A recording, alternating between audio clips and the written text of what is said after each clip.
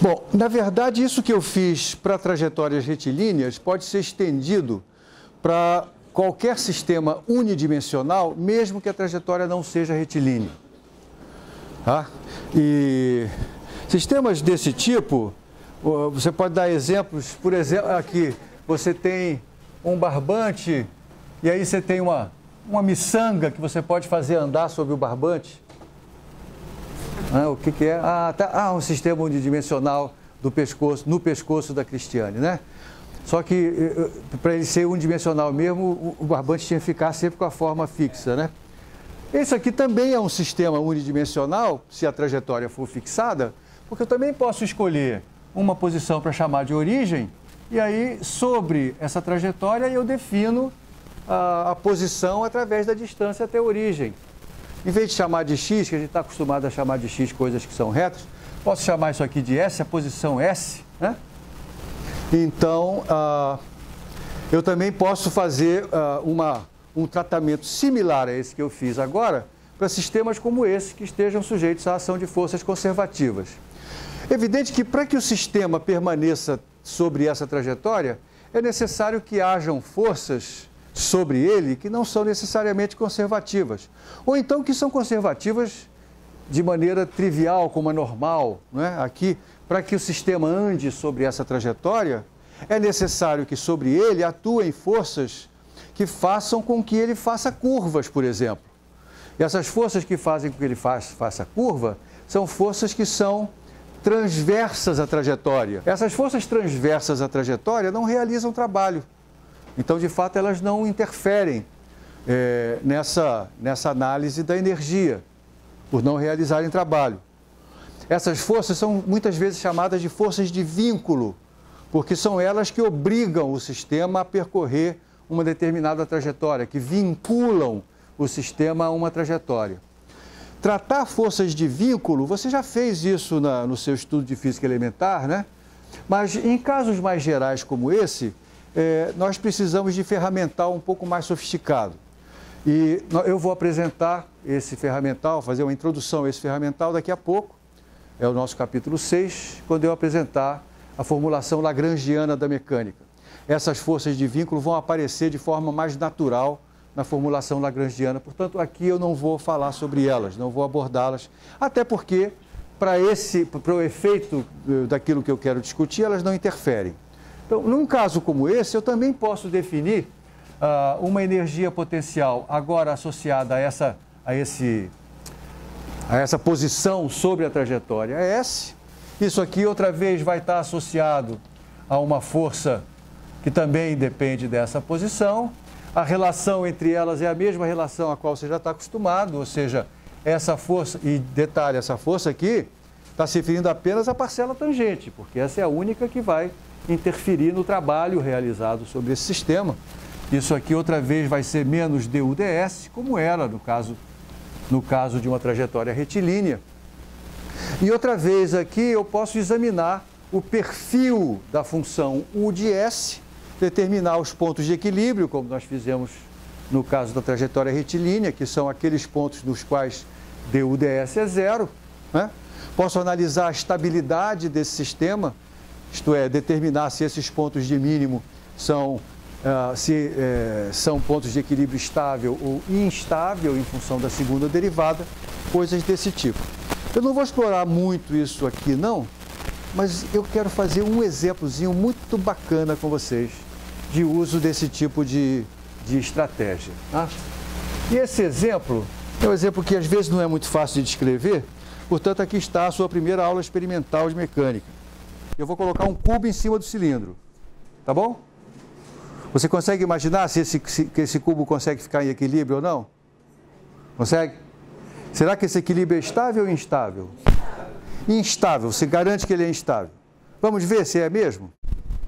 E é claro que como eu estou falando isso, é porque vai aparecer uma surpresa. Então aqui está uma representação disso que você acabou de ver. Aqui está o cilindro e aqui está o cubo, tá bom? Eu vou impor algumas restrições. Esse cubo, ele pode se deslocar assim, ó, mas sem deslizar, tá? Sobre o cilindro. Tá bom? Ele pode fazer isso aqui. Acho que todo mundo está vendo que essa posição aqui é de equilíbrio, né? A questão é se é estável ou instável. Essa aqui é a brincadeira. Mas que essa posição seja de equilíbrio, acho que ninguém duvida, né? Todo mundo já brincou com coisas parecidas quando era criança. Então aqui está, eu estou desenhando a posição de equilíbrio. Mas eu estou querendo ver, na verdade, o que acontece quando eu tiro esse sistema um pouquinho da posição de equilíbrio. Vamos lá, como é que eu vou tirar ele da posição de equilíbrio? Eu vou tirar inclinando ele um pouquinho, né? Assim. Então o ponto de contato entre o cubo e o cilindro não é mais esse ponto do meio da aresta. Não é verdade? Isso aqui é o centro o centro dessa seção reta do cilindro, aqui está o centro do cubo. É claro que essa situação na qual os dois centros estão numa mesma vertical é a situação de equilíbrio. Eu vou fazer esse cubo girar sem deslizar, de tal maneira que o ponto de contato não vai ser mais esse ponto aqui na vertical do centro do cubo. Meu desenho vai ficar feio, mas espero que dê para entender o que eu estou fazendo. Então aqui está a nova posição do cubo, meio inclinado. Aqui está o ponto de contato. Veja que não está mais no meio da aresta, né? Aqui está o centro do cubo. E aqui está um ponto que é a continuação dessa linha que liga o centro do cilindro ao ponto de contato. Legal? Eu vou chamar de R o raio dessa seção reta do cilindro. Eu usei R minúsculo, vou usar a mesma nomenclatura que está no material aí. E vou chamar de B essa semiaresta do cubo, tá? De tal maneira que aqui está o ponto C, veja que ele não está mais nessa reta, aqui está o centro da seção reta do cilindro, e aqui apareceu um outro ponto B, que é o ponto que está nessa reta que liga o centro da seção reta com o ponto de contato. Legal? Isso aqui é o quanto eu girei. Fica difícil da gente fazer esse desenho aqui, né? Eu girei esse cilindro, eu estou exagerando enormemente isso aqui para ficar visível. Isso aqui eu vou chamar de ângulo θ. Então, olha só, se eu tomar essa altura como a origem de contagem da energia potencial, só quem tem energia potencial variando é o cubo. Legal? Porque quando ele muda quando ele oscila aqui em cima, o centro dele, que é o centro de massa dele, muda a altura com relação a esse nível aqui. E como é que eu vou associar isso? Bom, olha só, como é que eu vou determinar o quanto mudou? Isso aqui é R mais B, ó, R mais B, e eu venho até aqui, né? Aí aqui eu tenho o quanto ele girou, por isso que eu estou exagerando esse ângulo. Esse giro que foi feito aqui é R vezes θ. Esse foi o giro. Então, eu girei de um ângulo θ. Então, apareceu um deslocamento entre os pontos B e C, que é R vezes θ. E agora, a nova altura do centro relativa a esse nível, eu vou obter através desse ângulo aqui, ó. Ó, R mais B, que é esse tamanho aqui, eu tenho que projetar na vertical. Para projetar na vertical, eu multiplico pelo cosseno, não é isso? Então, a nova altura do centro H, do centro do cubo, fica sendo igual a R mais B vezes o cosseno de θ, tá certo? Que é a projeção vertical. E agora, este pedacinho aqui eu tenho que projetar também na vertical. Mas se eu usei o cosseno para projetar esse, eu tenho que usar o seno para projetar esse, porque os ângulos são complementares. Então, mais Rθ vezes o seno de θ. Essa é a geometria complicada e é por isso que eu trouxe isso aqui para você brincar, para ver que essa geometria corresponde à realidade. Essa é a parte complicada do meu problema. Uma vez entendido isso, a energia potencial do cubo pode ser expressa como função apenas do θ. Todo o resto é constante aqui, né? E isso vai ser simplesmente mgh, mg vezes isso aqui. R mais B cosseno θ mais Rθ seno θ. Então vamos lá, como é que eu descubro qual é a posição de equilíbrio? A posição de equilíbrio é a posição de extremo da função energia potencial. É aquela que torna a derivada zero. Então, vamos derivar isso aqui. Aqui vai dar mg. Estou derivando a primeira parte. R mais B, a derivada do cosseno dá um menos seno, né? Estou derivando a segunda parte. Aqui tem duas parcelas. A primeira é quando eu derivo θ, vai dar R seno θ. A segunda é quando eu derivo o seno, então vai dar R θ vezes cosseno θ. A posição de equilíbrio é a posição na qual isso aqui dá zero, né? Bom, está na cara que o θ igual a zero corresponde a isso. O θ igual a zero zera esse aqui, por causa do θ, e zera esses dois por causa do seno.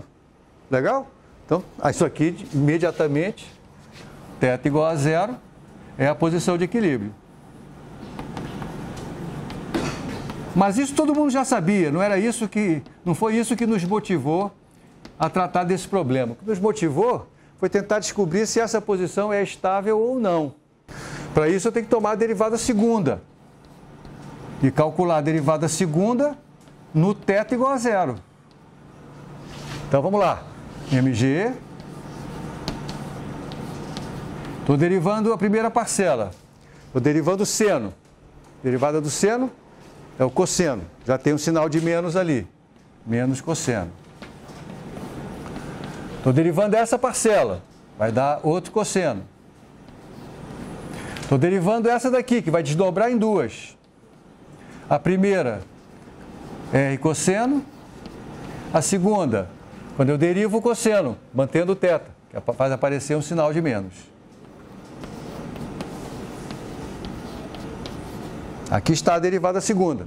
E agora eu tenho que substituir θ por zero, para descobrir se neste ponto essa derivada segunda é positiva, caso em que temos um equilíbrio estável, ou negativa, caso em que temos um equilíbrio instável. Vamos lá. Agora é só substituir valores. D2U dθ2 em θ igual a zero. mg. Em θ igual a zero, o cosseno é 1. Então isso aqui dá 1. Isso aqui dá 1 também. Isso aqui dá 1. E isso aqui dá 0. Certo? Então só sobram essas parcelas aqui, ó. R mais B vezes menos 1, tem um sinal de menos aqui.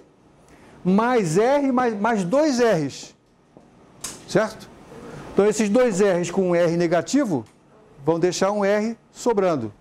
Então isso aqui vai dar R menos B. Eis o resultado. Essa é a derivada segunda. Ela é positiva ou negativa? Isto é, o equilíbrio é estável ou instável? Depende da conexão entre R e B. Então, se R for maior do que B, essa derivada segunda vai ser positiva e o equilíbrio é estável. Se o R for menor do que B, a derivada é negativa, nós temos o equilíbrio instável. O que significa isso? R maior do que B. Aqui o meu caso é exatamente o outro, né? É o R menor do que B. Quando R é maior do que B, e você tem o cubo na posição de equilíbrio, se você dá um petelecozinho no cubo, ele volta. Ele vai ficar oscilando em torno dessa posição de equilíbrio. Ao contrário, como é o meu caso aqui, se o R for menor do que o B, eu dou um petelecozinho no cubo e ele vai embora. E se ele for igual? O que vocês acham que acontece? Se a derivada segunda da energia for zero, o que acontece? Se der zero é um ponto de inflexão. Significa que se eu perturbar para um lado, ele volta. Só que ele vai voltar e vai ultrapassar, porque... né? E aí ele vai embora de novo. Ou seja, dizer que é estável para um lado e instável para o outro é dizer que é instável. Né? Certo? Nesse caso, o que acontece quando o cubo gira é que o centro de massa desce em vez de subir. né? E aqui é uma coisa que você já deve ter brinquedo, tem brinquedo de criança que faz isso, né? Quando você faz o cubo girar, sair um pouquinho da posição de equilíbrio, o resultado é que o centro de massa do cubo, ao invés de subir, como parecia no meu desenho, ele vai descer, né? É isso. Bacana? Mas o que me interessa aqui, claro, além da surpresa do resultado, que não é uma coisa que a gente esteja acostumado a esperar, é também o fato de que nós temos uma ferramenta extremamente poderosa, e que dá conta de situações não óbvias. E é isso que eu estou querendo destacar.